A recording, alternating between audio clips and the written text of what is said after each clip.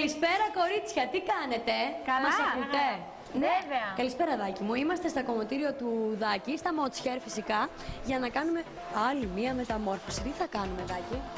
Θα κάνουμε μια μεταμόρφωση σε ένα εκπληκτικό μοντέλο, την Ηλιάνα, που μας ήρθε από την αγαπημένη μας την Christian Academy. Η Ηλιάνα βγαίνει από το Ήλι και το Άννα.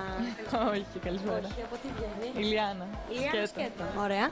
Από τα Christy Models. Από τα Christy, λοιπόν, Academy. Η Ηλιάνα είναι πάρα πολύ φρέσκο κορίτσι, όπως βλέπεις. Έχουμε μια πολύ ωραία βάση, αλλά εμείς θα επιχειρήσουμε να βάλουμε πάνω τους 2-3 διαφορετικά χρώματα και να τις αλλάξουμε όλο το στυλ για να κάνουμε κάτι πολύ ζεστό. 2-3 διαφορετικά, τα οποία όμως θα είναι πάρα πολύ κοντά μεταξύ τους και θα δείτε πόσο αρμονικά μπορούν να δέσουν αυτά τα χρώματα. Το αποτέλεσμα θα είναι κάτι πολύ ζεστό, θα σας αρέσει πάρα πολύ κορίτσια και είμαι σίγουρος ότι κάποια από εσάς μπορεί να μου το ζητήσει.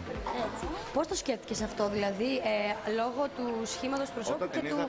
Όταν την είδα πρώτη φορά, μου άρεσε πάρα πολύ το πρόσωπό της, τα χαρακτηριστικά της, τα μάτια της, αλλά μου φάνηκε λίγο άγριο αυτό το χρώμα σε σχέση με το δέρμα της. Λοιπόν, και πάντα να ξέρετε στα λευκά τα δέρματα θα πρέπει να έχουμε πολύ γλυκά χρώματα ώστε να ταιριάζουν. Όταν έχουμε ένα χρώμα που κάνει αντίθεση, χρειάζεται πάντα make-up. Οπότε για να αποφύγουμε το make-up, προτείνουμε πάντα ζεστά χρωματάκια που θα μπορούμε να τα συνδυάσουμε απόλυτα. Ωραία, οπότε κορίτσια τα λέμε σε λίγο. Θα δείτε το δεύτερο στάδιο στη δεύτερη σύνδεση. Φιλάκια. Ωραία, τα λέμε Νατάσα σε λίγο. Φιλάκια πολλά. Νατάσα. Κορίτσια, εδώ είμαστε στα Modshair. Έχουμε ήδη κάνει τη βαφή μας στην Ηλιάνα. Γιατί εγώ το βλέπω. Εσείς μπορεί να μην το βλέπετε ακόμα. Γιατί είναι βρεγμένα, γι' αυτό. Ναι, και θα το δούμε μετά. Τι κάναμε? Λοιπόν, να σου πω τι κάναμε. Έχουμε αλλάξει λίγο τη βάση της, έχουμε ανοίξει λίγο τη βάση της, κάναμε μια πιο γλυκιά βάση. Πολύ κοντά όμως στο φυσικό της.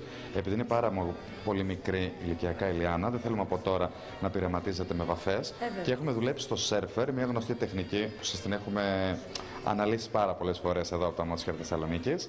Είναι μια τεχνική λοιπόν που έχουμε ξάνοιγμα μόνο μέχρι 2 τόνους και δίνει φυσικό ξάνοιγμα. Από τον ήλιο λοιπόν, η γνωστή ιστορία που είπαμε με τους Surfer, που ανοίγουν τα μαλλιά φυσικά από τον ήλιο.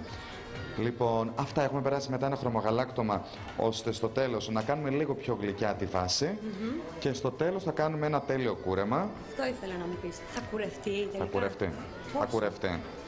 Μπορώ για μία φορά μόνο να ζητήσω αυτό να είναι έκπληξη και να το δούμε μετά. Καλύτερα, να μην τα λέμε και όλα. Ναι. Οπότε συνεχίζουμε εμείς να κάνουμε και χτένισμα και κούρεμα και θα δούμε. Κορίτσια, είστε ανυπόμονες? Βεβαίως. Φαντάσου. Και εμείς. Ωραία, οπότε τα λέμε σε λίγο να το δείτε ολοκληρωμένο.